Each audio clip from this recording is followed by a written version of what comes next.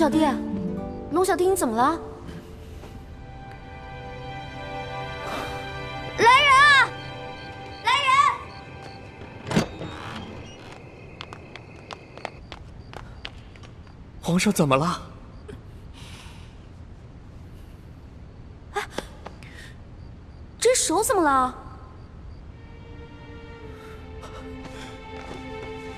皇上，您可要保重龙体呀！世淑姑娘，您快劝劝皇上吧。皇上他说，天下大旱，这都是他的过错，他要责罚自己。您看他抄的这些佛经，那都用的不是墨，都是用自己的龙血呀。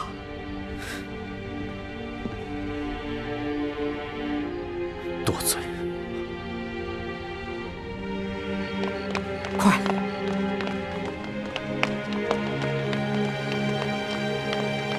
快点！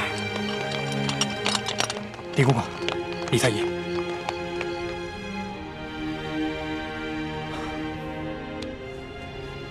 皇上这脉象不对啊。虽说皇上日理万机，劳累过度，近段时间饮食又过于清淡，但也不至于如此虚弱呀。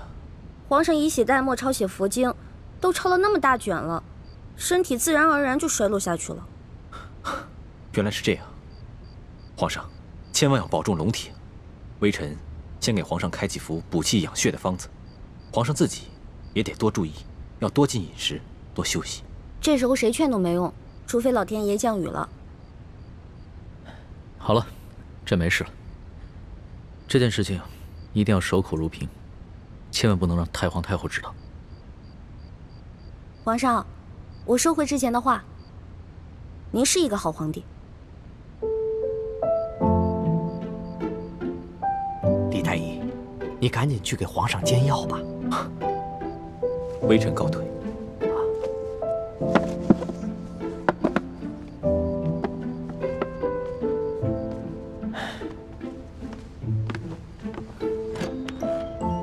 老大，你的立场怎么不坚定？不过就是刺了个血，写个经，你就说我是好皇帝了？要怎么样当一个好皇帝啊？是这个世界上最深奥的一门学问，哪有那么简单啊？虽然不懂什么为君之道，但是我知道你正在努力的当一个好皇帝，这就够了。有心无力，那也不算是好皇帝。好了，朕得接着努力，写血经了。哎呀，行了，你呀，好生在这歇着吧。我们是不是结拜兄弟？有福同享，有难同当。你不行了，我上。虽然我的血没有你的龙血那么珍贵吧，但是我的心跟你一样虔诚。好，只要心一样诚，你的血和朕的血一样珍贵。咱们俩联手书写血经，一定会感动上苍的。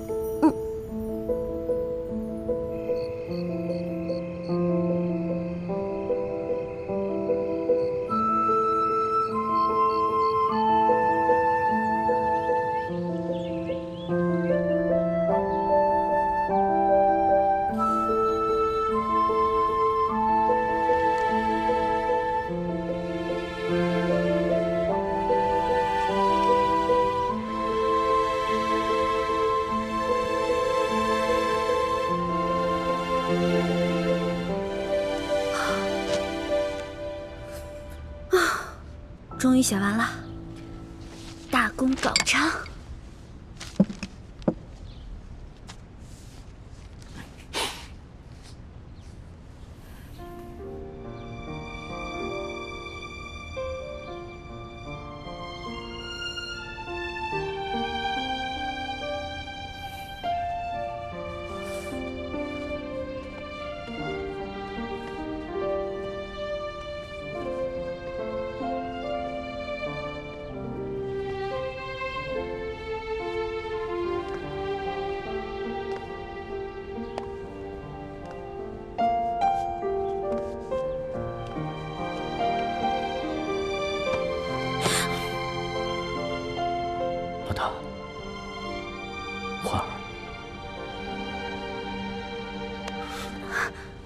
龙小弟，你看，我用血抄的，全都抄完了。你要怎么奖励我啊？朕把自己赏给你，好不好？你看你又在乱说话了。我们现在是在祈雨，神灵看到这样，该觉得你不诚心了。那就看看你抄的佛经吧。嗯。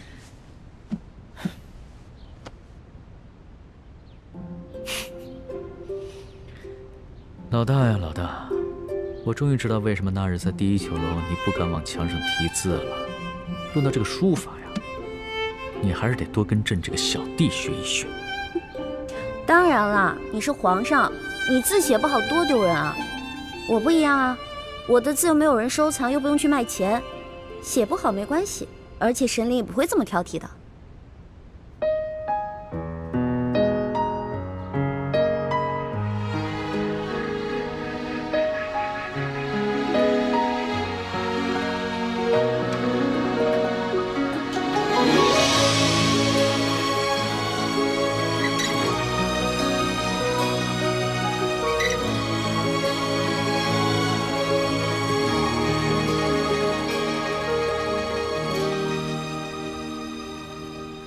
清晨的风吹如花，落入尘世的繁华。爱已来，卷风沙，恨不过一生的情。皇上，皇上，大喜呀！下雨了，下雨了！星辰走。不穿雨中的他，这一生月光花，能否带他舍得心归家？愿做他掌上的明珠，献上我纯真的祝福。明月照我心，掀起迷雾，留下不悔的情愫。一会儿，上苍一定是听到朕的心声了，一定是咱们的血书佛经，一定是这些感动了上苍。朕要谢谢你，这么大的雨，百姓们有救了，我大清的子民有救了。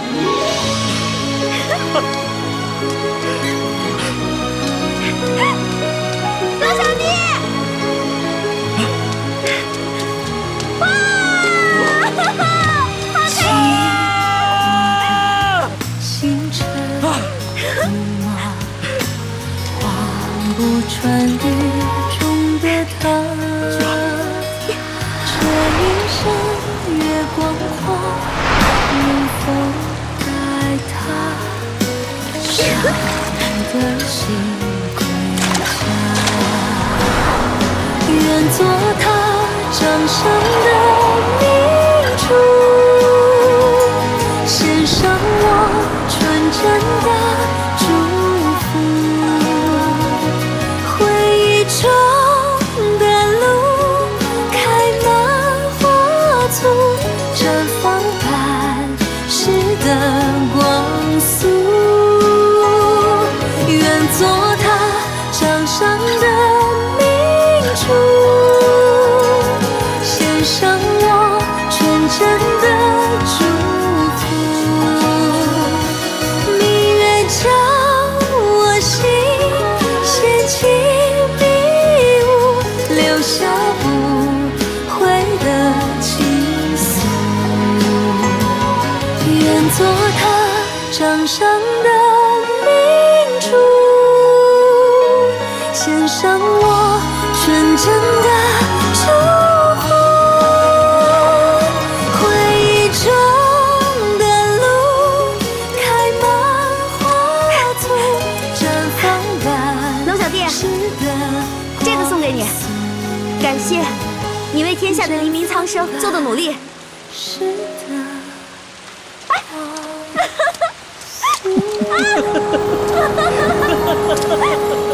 哈哈！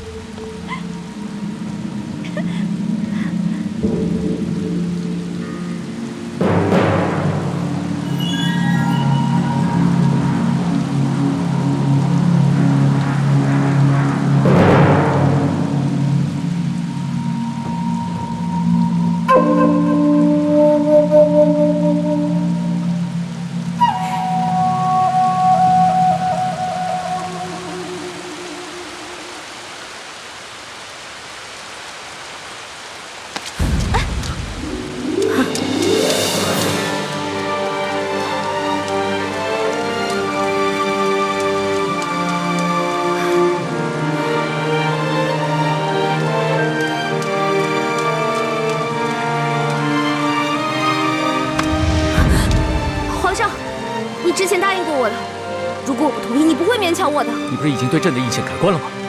为什么还如此排斥朕？我承认你是好皇帝，可是我依然觉得，皇上是天底下最不值得女人爱的男人。就因为你的青梅竹马，他要是再也不回来了，他要是在外面娶了别的女人呢？他不会的。你就那么相信他？这跟信不信他没有关系。就算没有他，我们两个之间也不可能。如果现在你面前的不是皇上，只是你的结拜小弟龙三，你还能接受朕吗？只要你还在这紫禁城里，只要你还黄袍加身，只要你还有着东西12宫的嫔妃，你依然是皇上。我不愿意和许许多多的女人共享一个爱人。好，既然在你心中朕永远支持皇上，那朕现在就下旨要你陪朕。皇上，你平时不是挺稳重的吗？什么时候变得这么小孩子气啊？你不是说过要当好皇帝吗？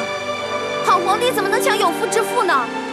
朕现在不想当什么好皇帝了，只想当一个好色的昏君。皇上，皇上！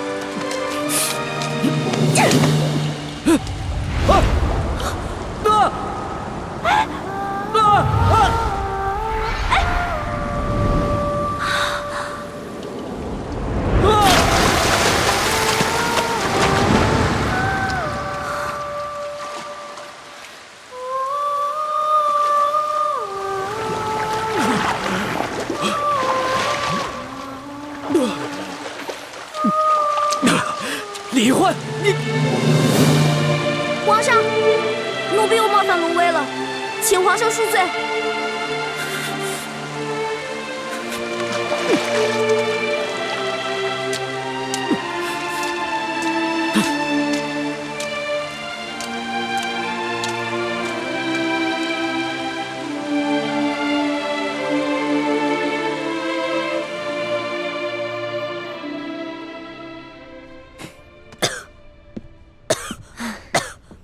你呀，也真是的。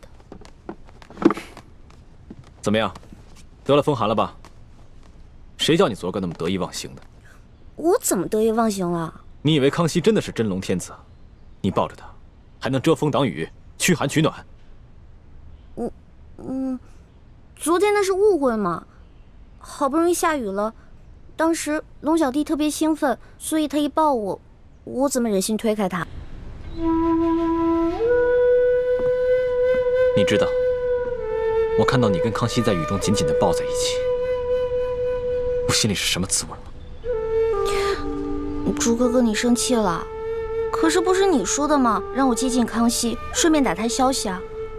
我哪敢生你的气啊！我是搬起石头砸自己的脚。小师妹，自古帝王最无情，还是大师兄对你最痴心啊！你可千万不能被康熙的虚情假意所迷惑呀！我没有被他迷惑呀，我知道，我只是把他当成我的兄弟，当成朋友。再说了，康熙对我也很尊重，很容让的。环妹，你对男女情事还是很懵懂，所以当局者迷。但是我跟倾城看得很明白，如果你再继续留在康熙的身边，但是心里不跟他保持一定距离的话，一定会发生变故的。小师妹，你可千万不能对康熙动心啊，不然不仅是对不起大师兄，对不起师父们，更会让你自己万劫不复啊！学姐姐，怎么连你也这样说呀？我都快被你们冤枉死了。好了好了，不要再儿女情长了。既然大家已经决定继续留在宫中继续打探，那咱们每个人都必须以大局为重。我知道了，知道了。皇上驾到！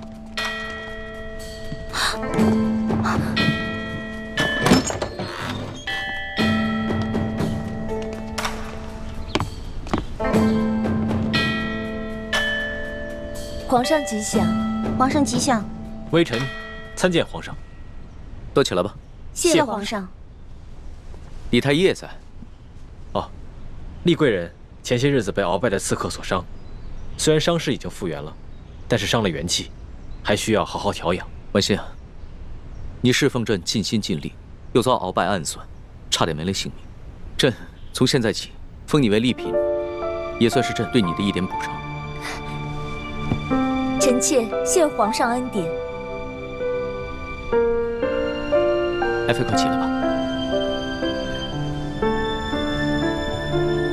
婉心啊，你温柔端庄，举止得体，你父亲呢，又是朕倚重的老臣，这个嫔位你完全当得起。明天朕就着人把你的东西全都搬到永和宫正殿，从今往后，你就是永和宫的正主了。谢皇上恩典。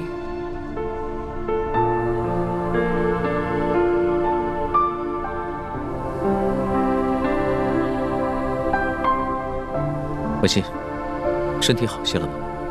已经好多了，谢谢皇上关心。那今天晚上就由你来侍寝吧。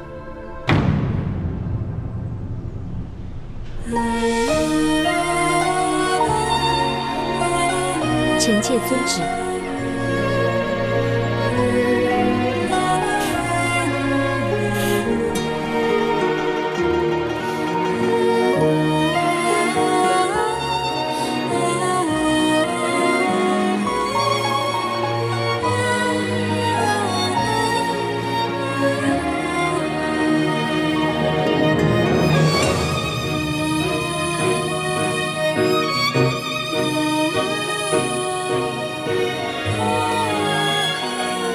以前在明珠谷的时候，我有很多想不明白的事情，现在总算明白了。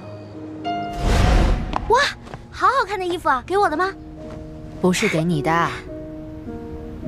拿过来，听话。这件衣服啊，是给你雪姐姐的。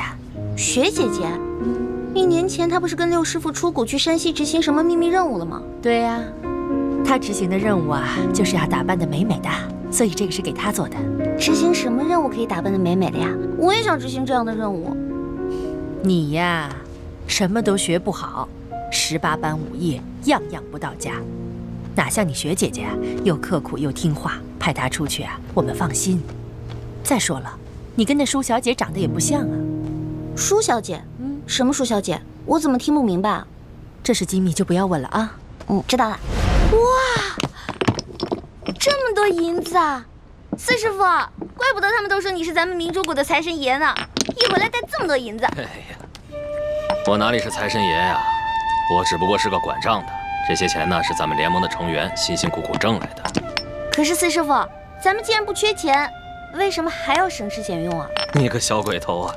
你瞧瞧你朱哥哥啊，他还是太子呢，平日里不也是照样带头省吃俭用吗？啊？对啊，我知道他很节俭，可这些钱够我们花了，他为什么还要那么节俭啊？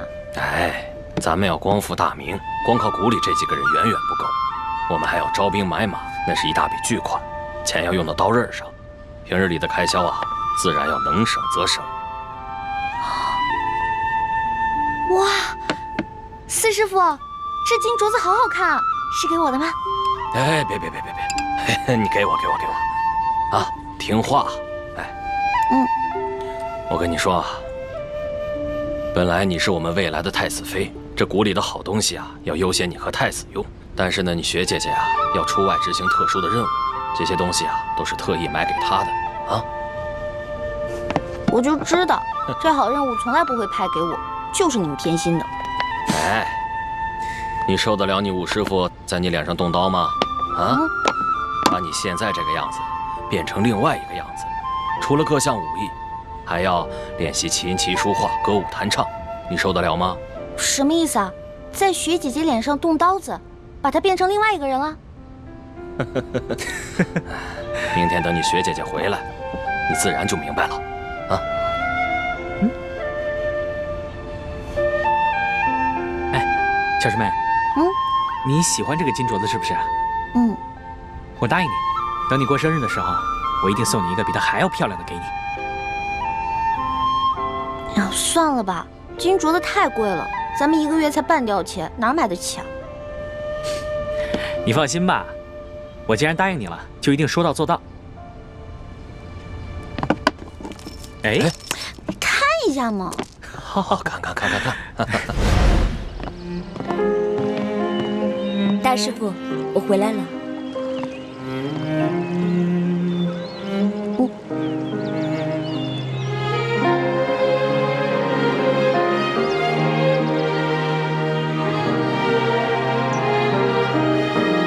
雪姐姐，你怎么跟去年走的时候不太一样了？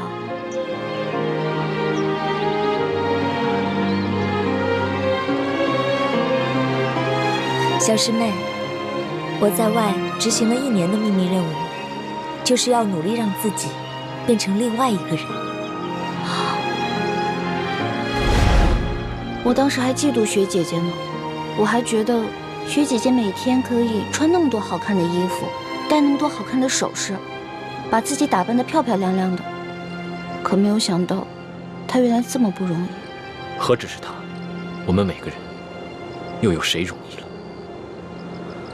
环妹，你那3次侍寝，也是这样，被抬到康熙寝宫的吗？哎呀，那事儿都过去了，也什么都没发生，你就别再提了。看到康熙召倾城侍寝，你的心里是不是不是滋味？那当然了。不过你别误会啊，我不是吃醋，就是觉得雪姐姐心里的人明明是你，但是现在却要……你别说了，在这紫禁城的日子，对我来说是一次最大的考验。我不仅要忍辱负重，跪拜我的仇人和对手，更要眼睁睁地看着他去亵渎你和倾城。总有一天，我要把他那双抱过你的手砍下来，让他以奴才的身份跪在我面前。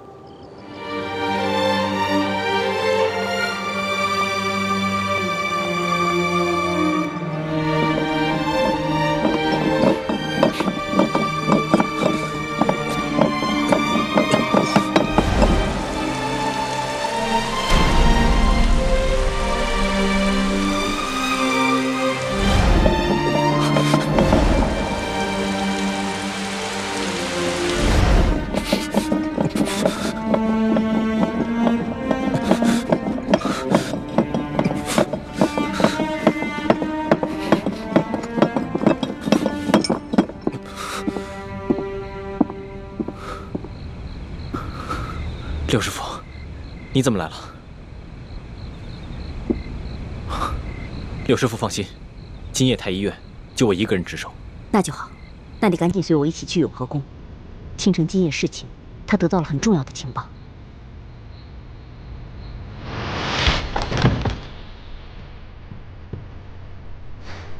我把值夜的工人们都没到，药效只能维持半个时辰，我们必须要抓紧时间。今夜我去陪康熙下棋，才下了半盘，索额图突然有急事求见，康熙就让我避到寝殿，他独自在外殿见了索额图。索额图最近一直在负责鳌拜的案子，深夜进宫见康熙，一定是有什么重大的发现。可他们君臣2人在外殿商议的声音特别小，我运起全身内力，凝神细听，才隐约听个大概。原来鳌拜这些年一直在暗中经营情报网络，他在吴三桂等外姓藩王以及反清联盟当中都埋伏了奸细，其中就包括咱们明珠谷。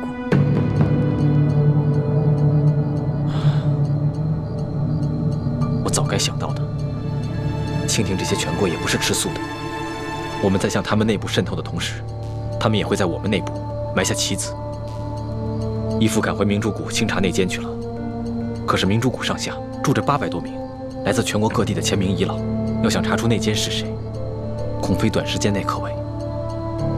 还有，鳌拜为了保命，说什么也不肯把这个情报网络交出来，反而在今夜提出了谈判条件，要求康熙赦免他以前犯下的罪过，放他回府，继续由他执掌这个情报网络，并且直接由康熙负责。索额图觉得此事事关重大，所以才会连夜进宫向康熙禀报。康熙什么态度？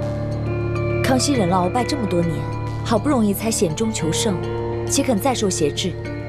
所以他对鳌拜的嚣张很是震怒，但他很快就冷静了下来，随后就命太监把我送回永和宫。但当我离开的时候，我看到康熙和索额图一起走了，估计是去天牢见鳌拜了。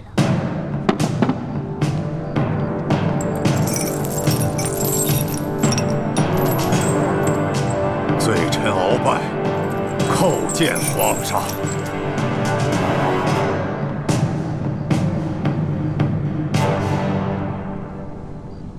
鳌拜，自朕亲政以来，你可是第一次向朕行跪拜之礼。罪臣以往对皇上不敬，罪臣罪该万死。这么说，你是想明白了？皇上，罪臣是3朝元老，罪臣不愿意看到大清亡国，不愿意看到八旗子弟再退回到山海关外去。鳌拜，你个大胆奴才，竟敢用这么恶毒的语言咒骂大清！难道没有你鳌拜，皇上带着文武百官要守不住大清江山吗？没错。哼！皇上，您瞧见了吧？鳌拜这奴才还是没有丝毫的悔过之心。鳌拜，朕看你还是继续待在这天牢里，慢慢想明白了再说吧。皇上若是连罪臣这样的3朝老臣都不肯放过的话，吴三桂、尚可喜、耿精忠那些降将们，他们心里能踏实吗？这江山虽然表面上兴了爱新觉罗，其实这举国上下到底还藏着多少前明的余孽？皇上，你知道吗？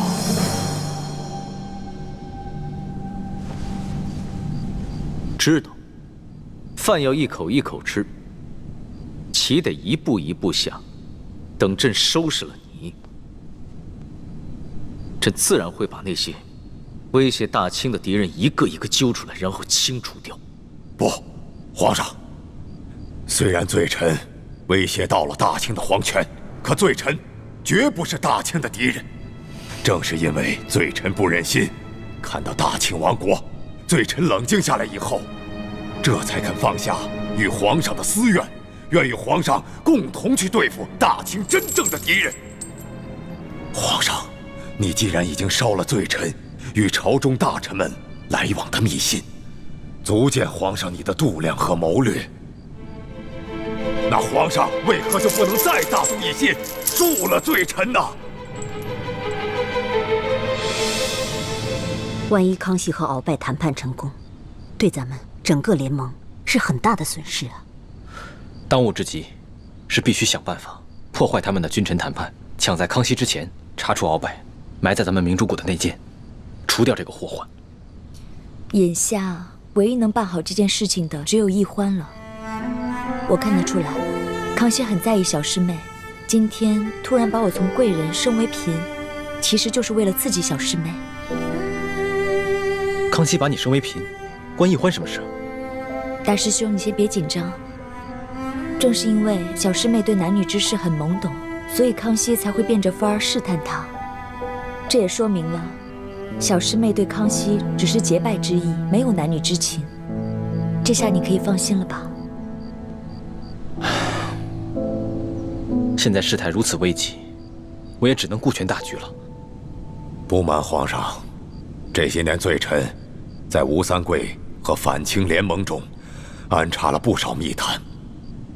这些密探只听命于罪臣一人，若是皇上杀了罪臣，他们就会变成聋子、瞎子。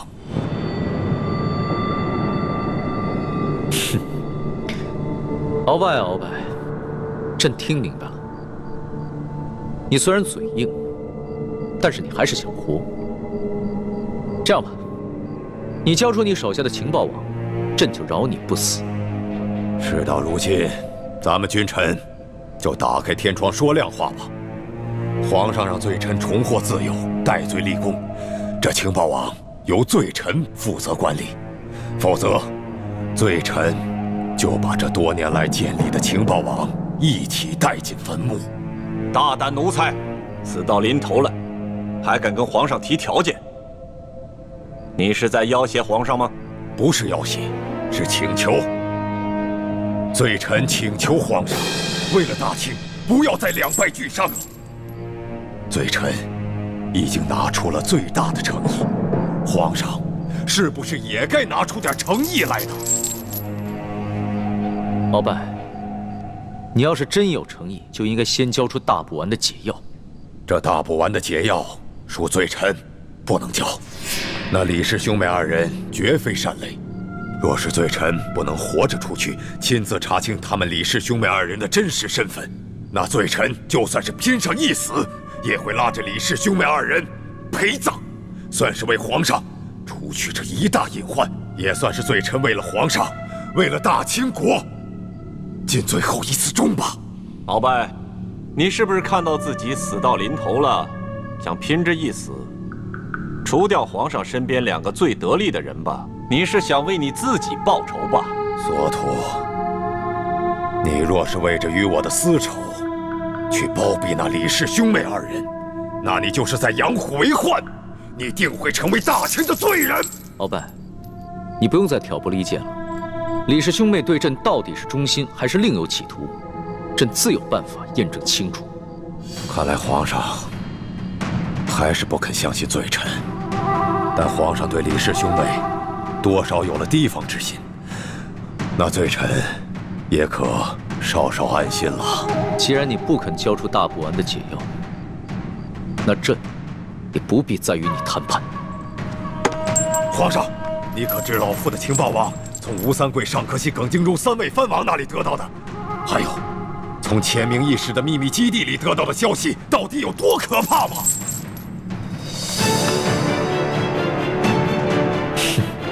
危言耸听。不，皇上，绝非是危言耸听。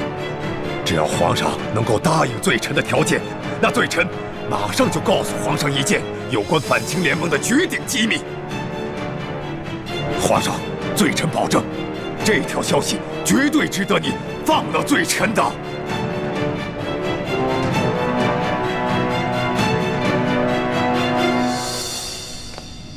皇上，如果鳌拜方才所言属实，那他一直向皇上隐瞒这些机密，那犯的是欺君之罪。可如果他说的不是实话，那犯的更是欺君之罪。所以，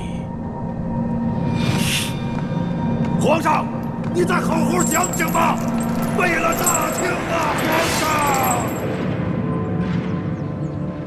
朱哥哥，所以你的意思是让我挑拨鳌拜跟康熙的关系，让他们君臣谈判失败？不，恰恰相反，我要你想办法劝康熙尽快答应鳌拜的要求，赦免鳌拜，放他回府。我没听错吧？你我来历不明，又有鳌拜从中挑拨，康熙本来就对我们没有完全信任，这个时候，若是再挑拨他跟鳌拜的君臣关系，反而会加重他对你我的疑心。鳌拜老奸巨猾，他不可能真的交出情报网络，他只会自己亲自掌控，但他一定会暗中与手下内奸联系。只要放鳌拜回了府，我们就有机会查出那内奸是谁。哦，那你这么一说，我突然就明白了。朱哥哥，你简直太聪明了！你呀，总算夸我一回了。哎，不过，如果那个康熙再对我动手动脚的，你可别再乱吃醋了。嗯。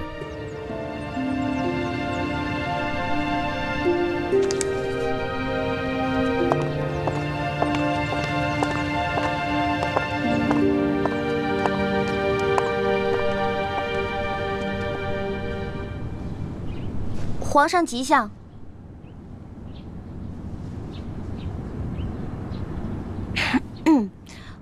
皇上吉祥。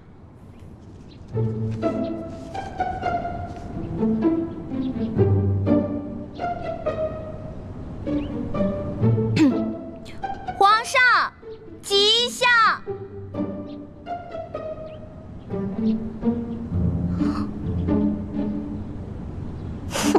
这个臭龙小弟，居然不理我！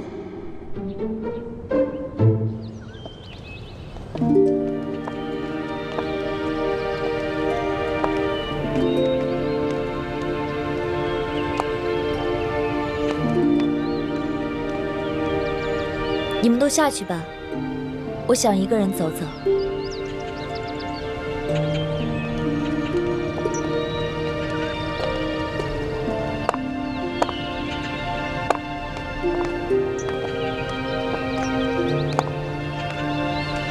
微臣参见丽嫔娘娘。免礼。奕欢去见康熙了，也不知道情形如何。你不必忧心，虽然康熙表面上在生奕欢的气，但这也说明了他对奕欢很上心，所以小师妹一定能搞定康熙的。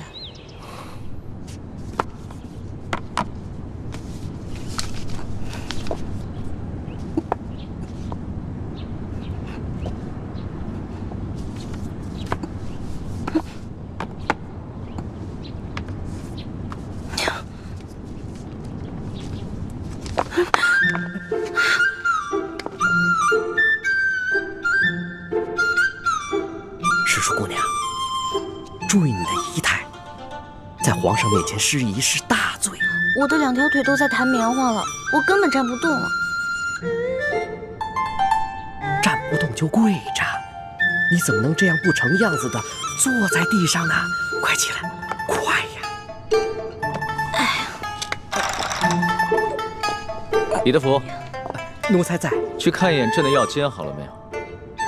这。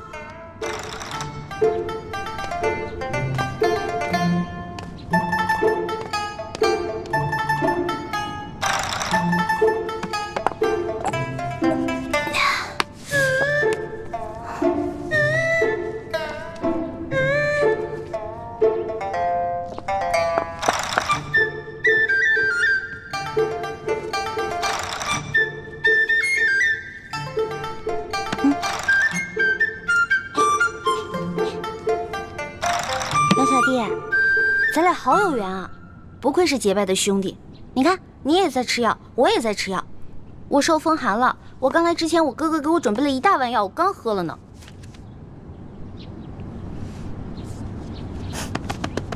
龙小弟，我知道你生我气了，你可以生我气，但是你能不能别不理我呀？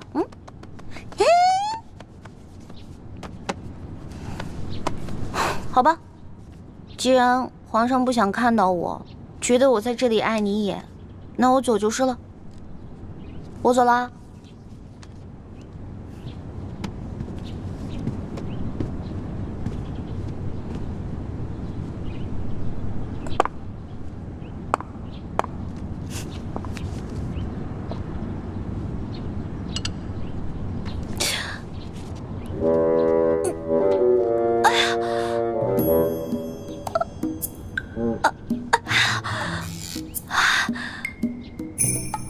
你要过来你就舒服，我再催动内力，逼他冷汗出来。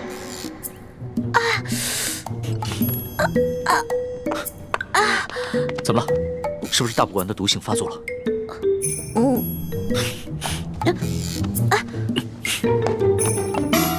但愿一切顺利吧。如果能早点查出内奸是谁，我们也能早点撤出紫禁城了。那我先走了。等一下。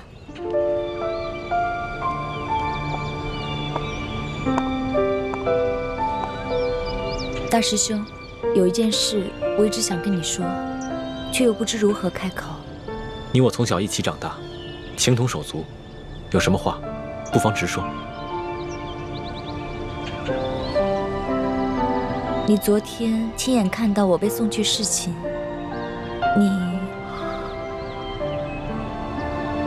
倾城，你为光复大明的大业，不惜牺牲自己的清白，这份高义，朱慈轩刻骨铭心，永不敢忘。本来我也做好了牺牲一切的准备，可没想到，其实到现在，我还是个清白之身。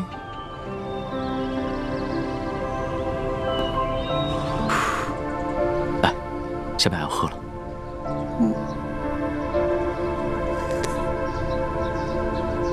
怎么样，好些了吗？你不生我气了，龙小弟？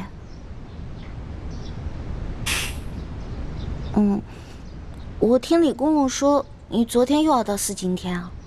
你身体本来就生病了，这么熬下去哪能吃得消啊？你不是那么讨厌朕，又排斥朕，还假惺惺的来关心朕干嘛？你笑什么？没有啊，我就是觉得龙小弟很可爱，在大臣面前威风凛凛的样子，原来也有像孩子一样赌气的时候。不过你跟我赌气啊，那你就输定了。从小到大，我爹、我师父、我的兄弟姐妹，他们跟我赌气，没一个人能赢，都被我气得半死。所以，你还是别跟我赌气了。是啊，你这赌气的能耐是很厉害。一想到那天被你推入荷花池，朕就气得胸口疼。哎呀，好了好了，龙小弟，别生气了，我给你揉揉，好点了吗？揉揉。干嘛突然对我这么温柔？无事献殷勤，非奸即盗。说吧，你要打什么主意？我就说过皇上是天底下最难伺候的人，跟你保持距离吧。你说我对你冷淡，我对你好吧？你说我别有用心，那你让我怎么办啊？这说来说去还是朕的错呀！别，不是您的错，皇上是天底下最聪明、最正义的，什么都是你对，是我不对。错就错在，我一心把你当成兄弟，而且为你出生入死，为你挡刀子，但我却没有办法装成痴情淑女，去骗取你的宠爱。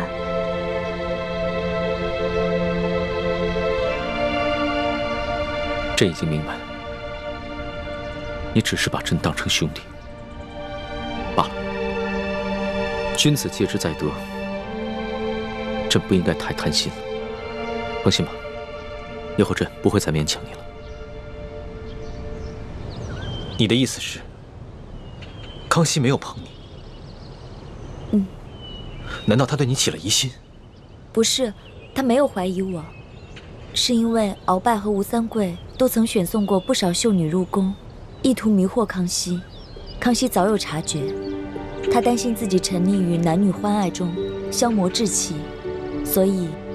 虽然他时常宣后宫嫔妃侍寝，但大都只是做做样子。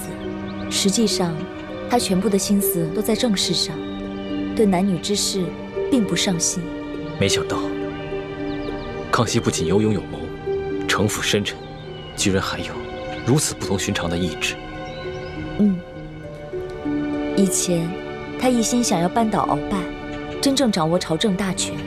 可如今，鳌拜已经下狱。还有很多棘手的事情需要善后，他根本无心接近女色，所以，他并不是真正喜欢我。康熙不是真的喜欢你，对我们光复大明来说，不是好事，但对于你来说，却是一件好事。现如今，我已经不需要再牺牲自己的清白向康熙邀宠，就算他非要我侍寝。我自有办法让他无法亲近我，是因为我早就心有所属了。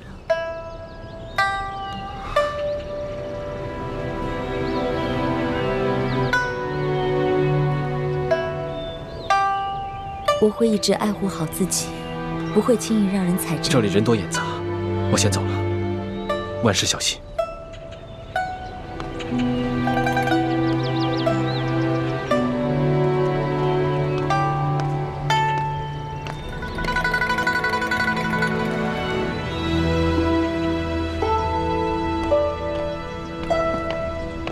李公公，来，给我吧，我来侍奉皇上吃药。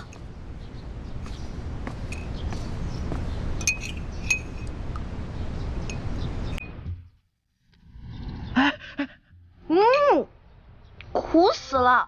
哇，龙小弟，你太勇敢了！快，趁热把这药喝了。哎，慢着，赤树姑娘，咱们奴才给皇上试药，要把那个药啊倒到另外一个碗里。你这皇上的龙碗都沾上了你的口水，你让皇上怎么喝呀？对不起啊，要不然你再重新煎一碗。不必那么麻烦了。啊！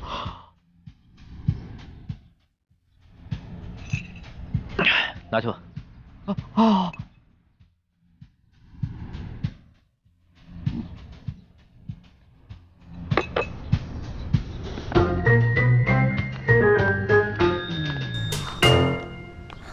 龙小弟，对不起啊，我给忘了，所以没守规矩。没事儿，这又不是没吃过你的口水。你忘了，在摘星楼的时候，咱们俩偷吃御膳，那个时候你还带了山葡萄酒。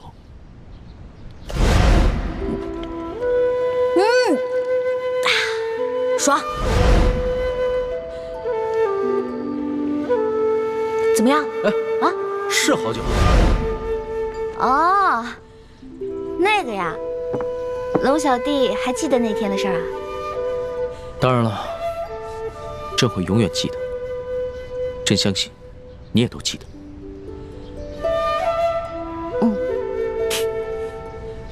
你这娇羞的样子倒还挺可爱的。对了，那个山葡萄酒呢？还有吗？朕一直惦记着那个味儿呢。有，我还留了一点呢。等过段日子你把鳌拜的案子结了，我拿出来，咱们好好庆祝庆祝。鳌拜，朕正在为此事纠结呢。这有什么可纠结的呀？鳌拜这个人圈地擅权，还给皇上下毒，哪一条不是死罪啊？我看呀，直接把他的罪行公布于众，直接给他，不就完了吗？你当是切西瓜呀？哪有那么容易啊？不说别的，就为了你的大补丸之毒解药还在鳌拜手上，朕就不能砍了他的脑袋。是啊，虽然我哥哥一直在研究怎么把大补丸的解药研制出来，一直都不行。而且每当我大补丸这个毒性一发作，就会痛不欲生。龙小弟，你有什么办法能逼鳌拜交出大补丸的解药吗？要让鳌拜交出大补丸的解药，只有一个办法，就是答应他的条件。答应他的条件？凭什么呀？他一个阶下囚，有什么资格跟皇上谈条件啊？傻丫头，这鳌拜可是3朝元老，还救过太宗皇帝的命。最重要的是，他掌握着一个非常重要的情报网，那可都是朝廷最重要的耳目。这些耳目都是鳌拜的心腹，受鳌拜的直接掌控。这样杀了鳌拜容易，但是朕就会失去朝廷苦心经营多年的情报网，变成瞎子聋子。那些在暗中反对朝廷的个人和组织，朕也无法掌握他们的动向。所以这就是他威胁你的原因？他要朕赦免他过往所有的罪，朕可以免了他的职务，但是必须由他继续掌握这条情报网，他才会效忠于朕，并且交出大补丸的解药。可是你觉得他真的会效忠于你吗？朕才不会相信他呢。朕被他欺压了这么多年，好不容易想借着这个机会好好整顿一下朝纲，若就这么轻易的饶了他，还受他挟制，朕的心里为实不甘心。哎呀，龙小弟，虽然这些国家大事呢我不是特别的清楚，但是我觉得大丈夫能屈能伸，你是天子，是全天下最大的大丈夫，所以为了江山社稷，偶尔委屈一下也没有什么。再说了，鳌拜最近肯定会跟他手下的那些人联系，你呢，可以派人去盯紧一点，等到时候把情报网全都掌握以后，也不迟啊，对吧？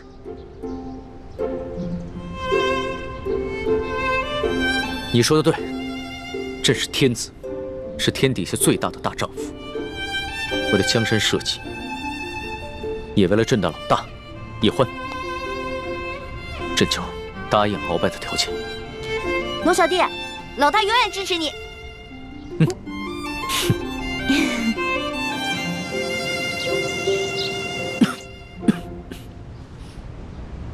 听说皇上被这个李易欢蛊惑的淋了雨，伤了龙体是吗？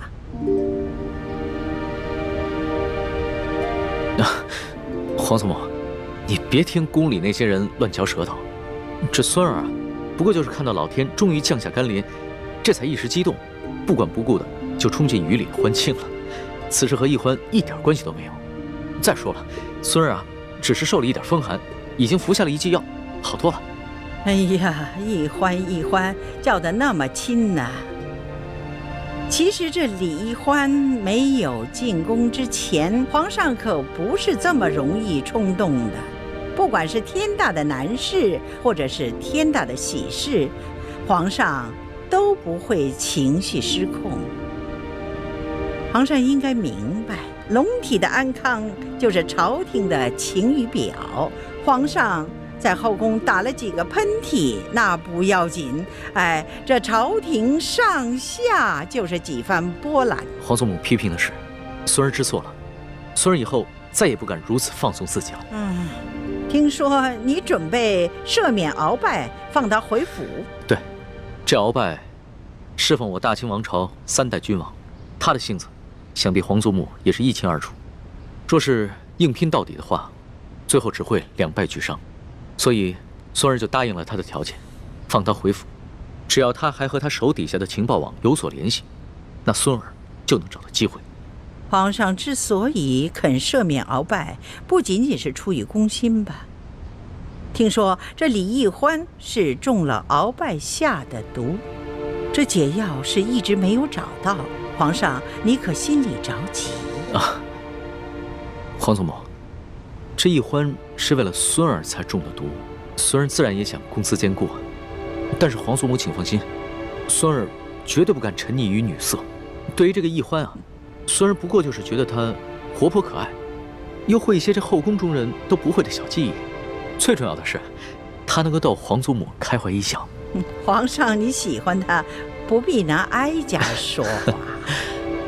皇帝嘛，这身边有几个逗你开心的女人，这也没什么不好的。只不过是你要记住啊，这古人说得好啊，情深不寿啊。当年你的皇爷爷、皇阿玛，那都是不顾江山社稷呀。多少年来，哀家每每想起来，会为他们惋惜、痛心啊。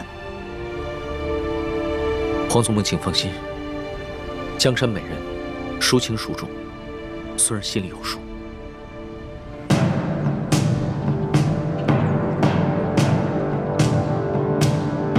鳌拜，朕念在你过往的功劳上，又看在易欢的情面上，饶你一命，改为削职圈禁。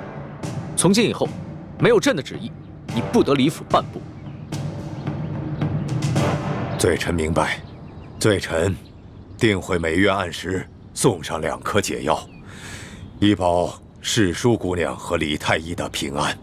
这情报网虽然现在继续由你掌管，但你要是收到了什么重要的情报，必须第一时间向朕禀报。皇上放心，为了回报皇上的宽仁，也为了我大清的江山社稷，更为了罪臣这颗悔罪的诚心，罪臣定会好好的打理这情报网，并随时向皇上汇报。鳌拜，你说你在吴三桂、耿精忠、尚可喜以及反清联盟中都安插了眼线，这么多年，你可搜集到什么重要的情报？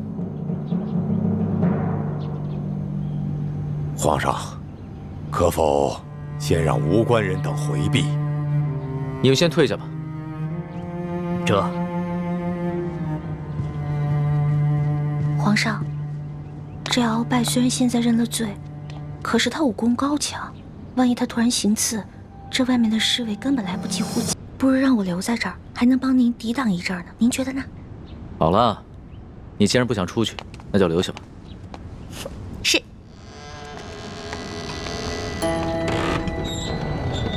皇上，行了。奕欢是皇宫里边朕最信任之人，也是朕最心爱之人，你但说无妨。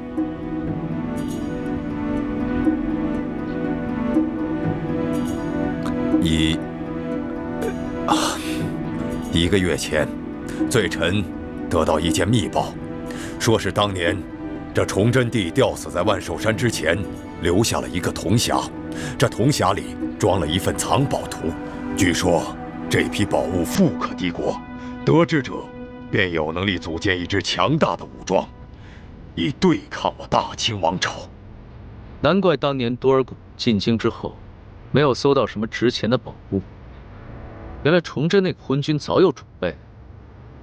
除了这份藏宝图，这铜匣里，还有一份名册，上面详细记录着反清联盟的各个秘密据点，以及潜伏在我大清王朝上下的逆臣贼子的名单。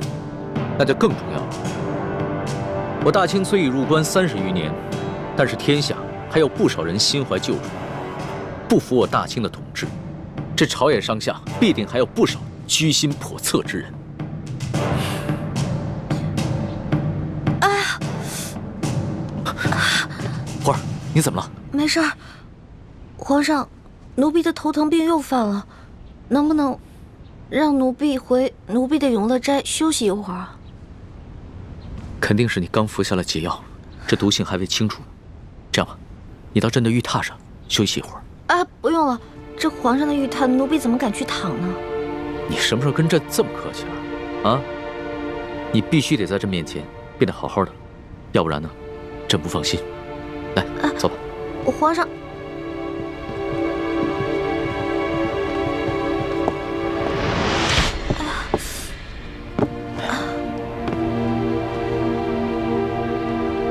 你好好休息一下。皇上，进来吧。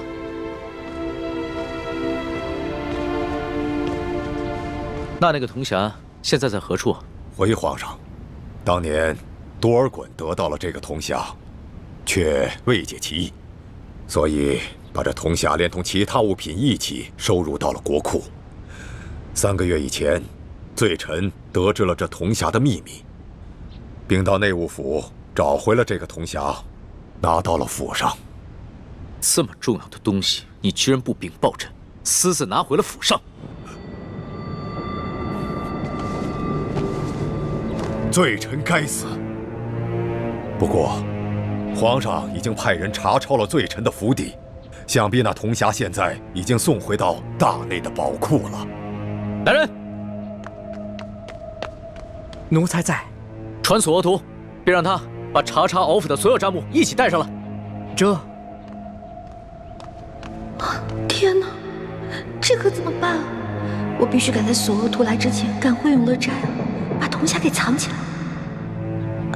皇上，奴婢这不是余毒未清，而是奴婢的头疼旧疾又发作了。能不能让奴婢回永乐斋，让奴婢的哥哥给奴婢治下病啊？你都疼成这样了，还怎么回永乐斋啊？朕现在马上就传你哥哥过来。哎，皇上，不用了。奴婢如果在这儿治病的话，恐怕会影响皇上处理政务的。没事儿，这索额图住在宫外，过来还要一段时间呢。朕先选你哥哥，让你哥哥过来给你看病。你要是不在朕面前变得好好的话，朕这个心里啊，放不下。来人，传李太医。哎呀，龙小弟啊，你干嘛对我这么好啊？你这不是急死我呢吗？等朱哥哥来了，我暗示他赶在索额图前面去把铜匣藏起来。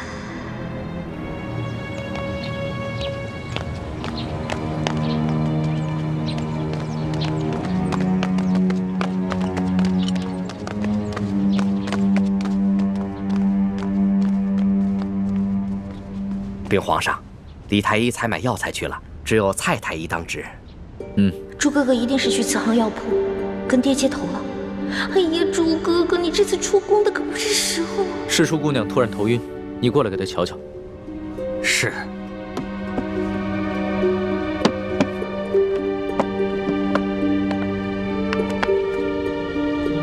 待微臣给世淑姑娘扎上几针，先止住头疼再说。皇上，哎呀，奴婢的头疼好像好了。浩儿，你可不能因为害怕扎针，就不配合太医给你治病啊！没有，是真的，奴婢的头疼就是这样，来得快，去得也快。奴婢现在已经没事了。真没事了？真没事了。好吧，你先退下。是。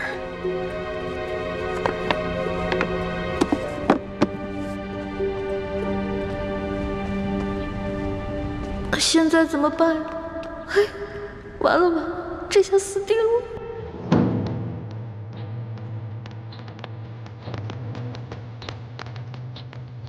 索大人，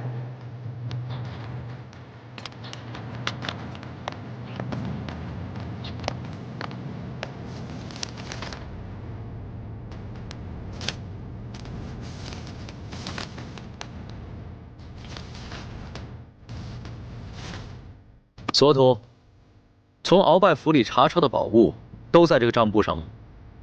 回皇上的话，全部都在这单子上。那你有没有看到过一个很特殊的铜匣子？什么铜匣子？奴才没有见过。大胆索土！朕让你查抄鳌府，你就借机中饱私囊。若是平常的宝物也就罢了，朕就不跟你计较了。但是这个铜匣关乎到我大清的国运，到现在你还不肯交出来，你有多少脑袋让朕砍呢？皇上，奴才对您不敢有所隐瞒呐。奴才这次查抄鳌拜府，确实是小捞了一笔，可都是些普通不过的金银珠宝啊。奴才实在是没见过什么铜匣子。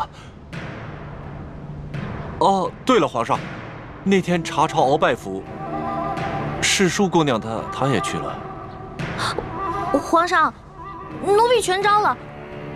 奴婢是顺了好多金银财宝，可是那是索大人说的呀。索大人说那是皇上您默认了的。索土不敢撒谎，那这个铜匣一定是被你顺走了吧？皇上，你也知道，奴婢就是个糊涂虫。那天顺了那么多东西，高兴的都忘记东南西北了，哪还记得有没有什么铜匣呀？那铜匣是不是在永乐斋啊？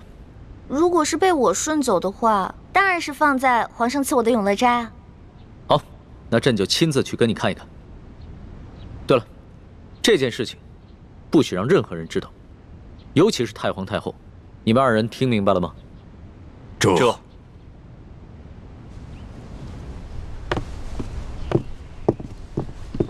你们都下去吧。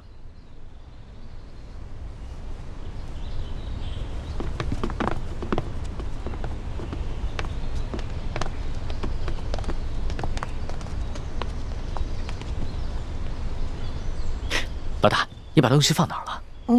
我怕你给我派过来的太监宫女手脚不干净，所以我就把那些都藏在床底下了。不过你是皇上，你肯定不能跟我一起钻床底吧？还是奴婢去吧。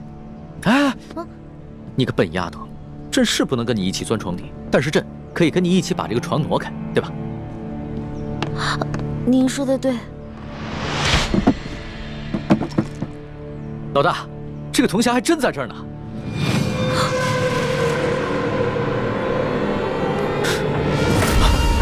老大，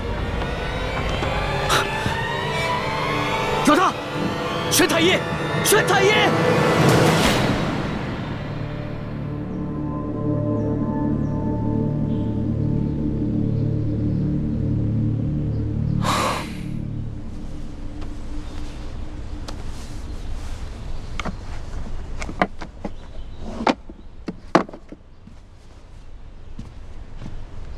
皇上，臣妹一时旧疾发作，晕了过去。那他这个头疼的病有根治的办法吗？他这病打一出生就落下了，时不时就会发作。微臣想尽一切办法，也没办法根治。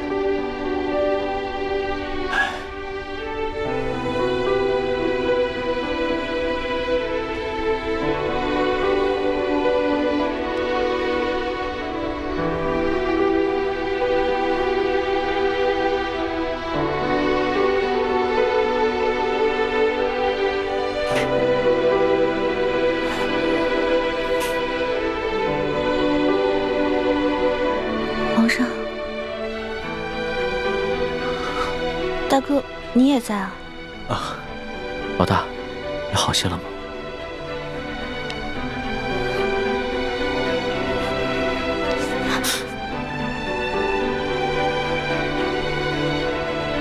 李太医，这儿没你的事儿，你先退下吧。微臣告退。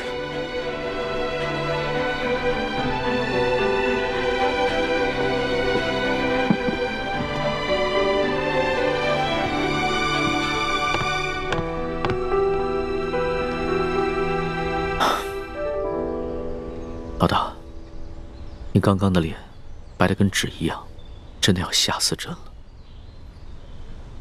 其实，要治我这边也不难，只是没有药引罢了。朕知道，你跟朕说过，要根治你的病，需要3颗龙珠做药引。这个龙珠就是皇帝的眼泪。只不过，朕自8岁登基以来，面对风云诡谲的诸多变局，性子早已磨得极为坚韧，恐怕真的流不出来了。我知道呀，你是皇上，是天子，岂能轻易流泪？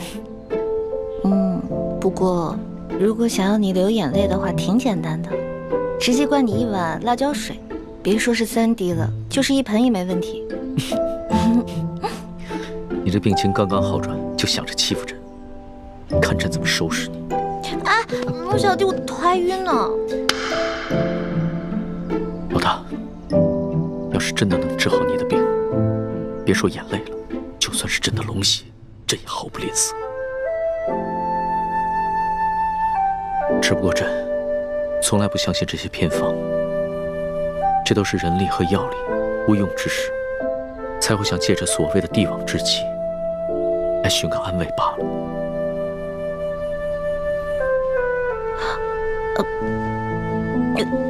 来，皇上，那个铜匣子找到了吗？当然找到了，肯定是你这个小迷糊，觉得这个铜匣精致漂亮，就把它顺回来了，是吧？我从来都没有见过这么大一笔财富，所以顺了一些回来。龙小弟不会怪我吧？不会的。哎，还好啊，这个铜匣子已经找到了，而且啊，没有被太皇太后知道，要不然啊，朕都不知道怎么保你了。哇，这个铜匣好漂亮啊！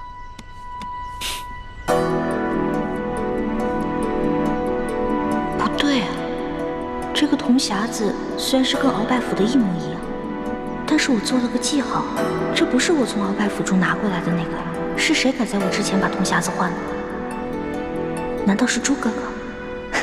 朱哥哥真是太聪明了。老大，你在想什么呢？我在想，如果这个匣子里面全都是前明的藏宝图，那龙小弟你就发大财了。老大呀，老大，你还真是个小财迷啊！这藏宝图固然重要，但里边的那些反清复明的逆贼名单，对朕来说才是最重要的。朕还要拿着这个铜匣去见鳌拜。老大，你就先好好养着啊。好。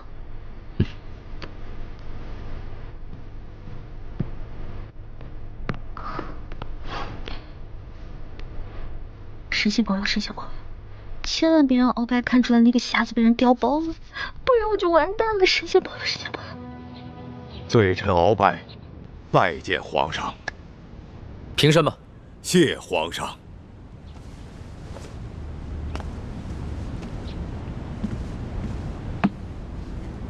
鳌拜，你瞧瞧，这个铜匣是否就是之前你私自从国库里拿的那个？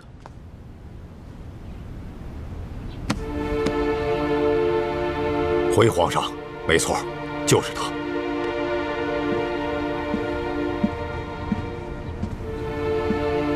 皇上，这铜匣子为什么会在李易欢的手中？难道仅仅是因为他贪财，凑巧被他给取走了？罪臣的府上有太多值钱的金银珠宝，为什么他偏偏选上这个？皇上，您不觉得有些可疑吗？蹉跎，奴才在。之前你和易欢一起去查抄敖府的时候，易欢是怎么得到这个铜匣子的？可有什么异样？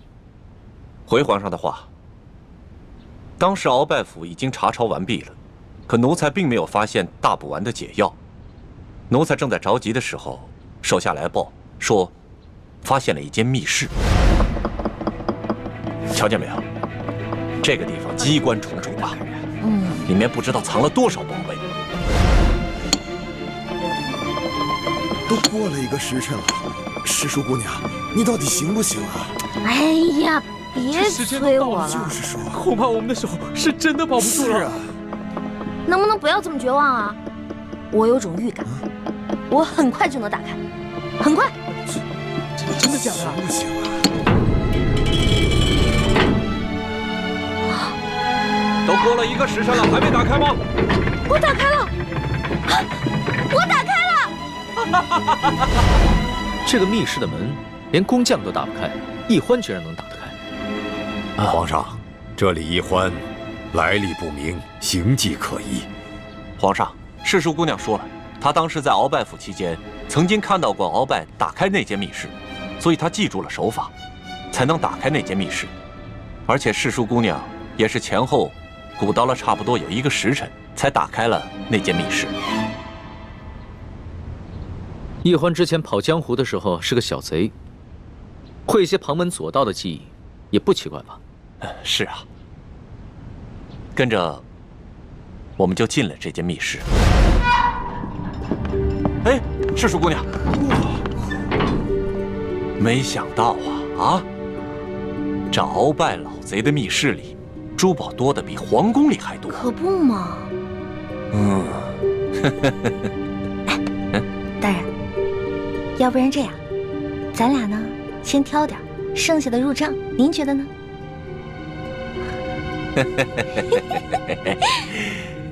和世淑姑娘一起犯案，真的是太开心了。这样，您那边，我这边，怎么样？行动。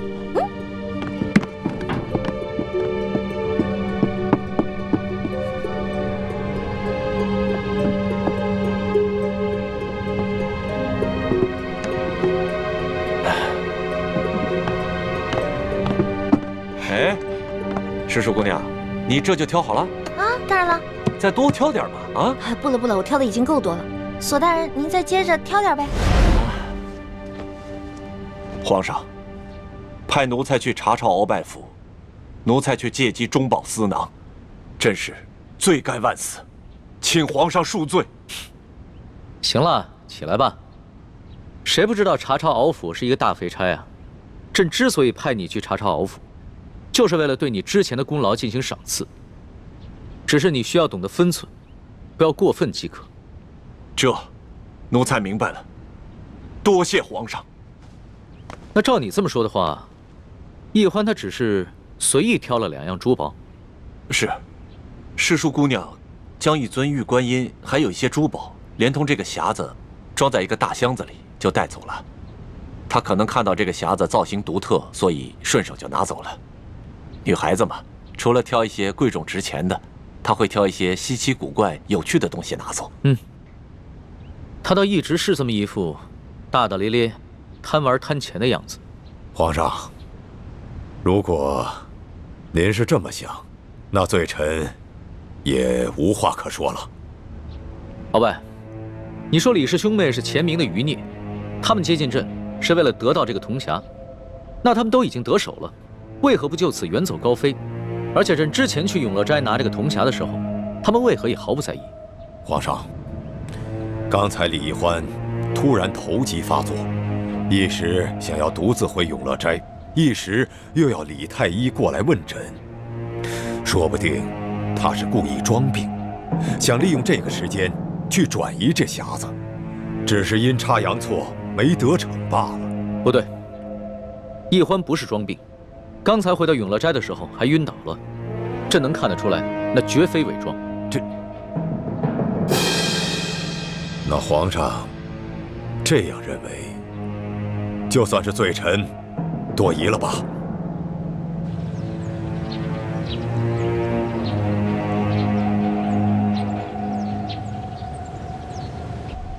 什么？铜匣不是被你调包的？我哪有时间调包啊？而且我根本就不知道鳌拜已经知道铜匣的存在，并且还告诉了康熙。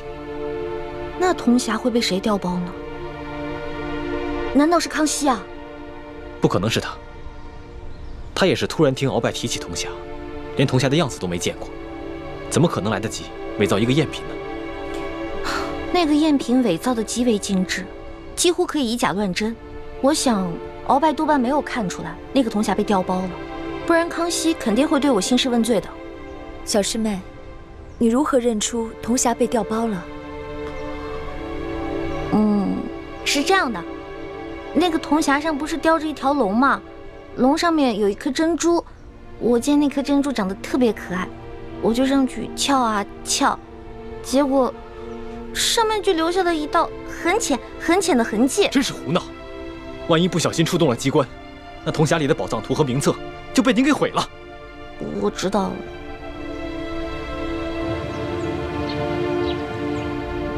皇上，据探子回报，这铜匣子是崇祯皇帝请了能工巧匠精心打造的，须得用3把金钥匙同时插入这3个锁孔，方能打开。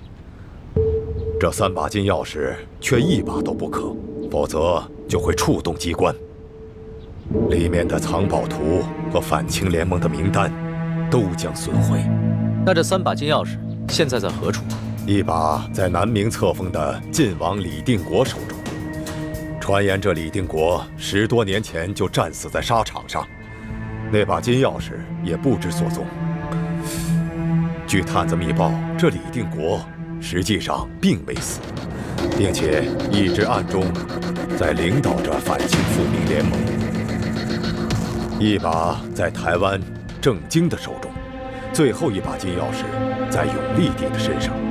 而永历帝多年前被吴三桂绞杀，所以这把金钥匙有可能就在吴三桂的手中。所以，之前你以朝廷的名义下旨，让吴三桂送回永历帝的遗物，就是为了得到那把金钥匙。没错，眼下这吴三桂已派庶子吴应奇护送这些遗物入京。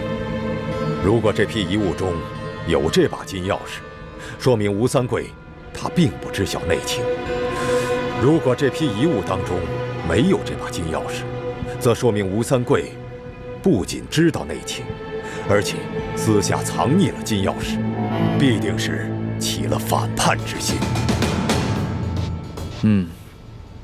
鳌拜，你能将如此重大的秘密交代于朕，说明你已有了悔罪之心。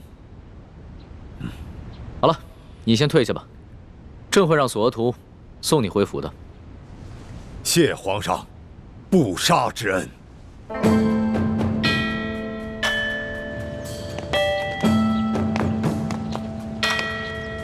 索额图，老夫有一事相求。哎，中堂大人言重了，您可是3朝元老，国之重臣，索额图哪里担当起一个求字啊？老夫以前虽是令尊索尼大人的政敌，可如今你正受皇上恩宠，风光无限，老夫却已落到这步田地了。还望索大人不要再记恨老夫了。中堂大人言重了，天意难测，也许中堂大人早晚有东山再起之日，这也未可知啊。嗨，你就不要再说这种话来挤兑老夫了。老夫今日所求之事，并非是为了一己私利，而是为了我大清的江山呐。哦，为了大清的江山社稷，这么重要的事情，敖大人为什么不刚才当着皇上的面把话说清楚呢？反而要跑到这儿对着我索额图，私相授受。皇上哪儿还听得见老夫的话呢？索大人，请务必盯紧李太医和李易欢兄妹二人。哎呀，我说中堂大人，您还是省省吧，别老想着去报复李氏兄妹了啊！你，哎，索大人，老夫真的不是为了报复。眼下皇上正在迷恋李易欢，听不进去老夫的话。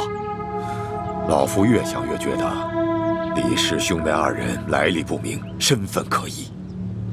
待老夫回到府上，定会发动自己手下的情报网去暗中调查他们兄妹二人，但这需要一段时间。在未调查清楚之前，还望索大人能够多加提防他们兄妹二人才是。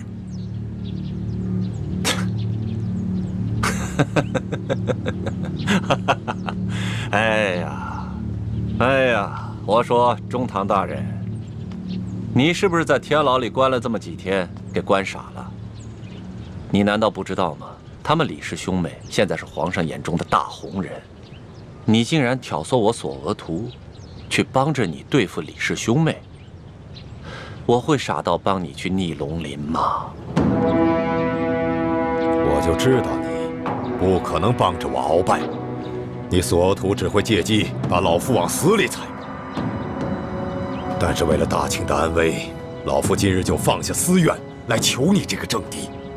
索额图，你想想，若是这李氏兄妹二人来历清白，不是那前明的余孽，你去捧他们的臭脚，自然会是前途无量。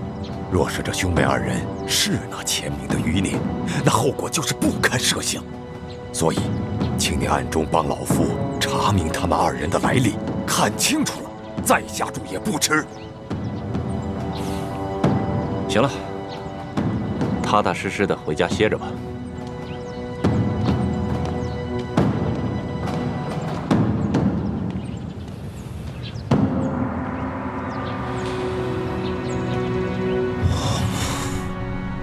既然鳌拜已经知道了铜匣的秘密，肯定也知道了金钥匙的秘密，现在连康熙都知道了，这情形对我们非常不利。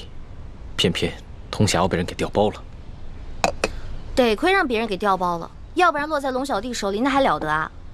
这调包铜匣的人呢，肯定不是清廷的人，落在他们手里总比落在清廷手里要强吧？可是谁能从永乐斋调包铜匣呢？而且这个人还知道铜匣的秘密，还能自由出入大内深宫。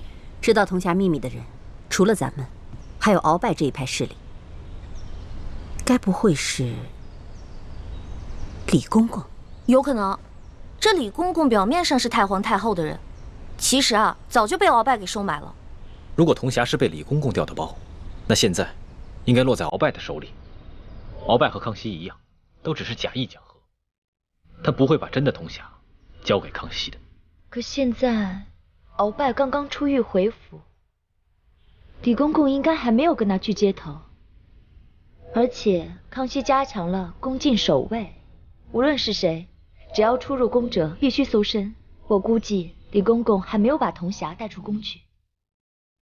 之前义父一直让我用大补丸的解药控制李公公，我还一直心存怀疑，现在看来也只能控制住李公公，再盯住鳌拜，这样才能找出铜匣，查出内奸。咱们师徒4人顺利进入皇宫，接近了康熙，得到了他的信任。这一切都太顺利了，以至于咱们盲目乐观，让到手的铜匣又失去了。看来这深宫中暗藏着很多咱们意识不到的危险，往后咱们行事一定要更加谨慎，尤其是小师妹。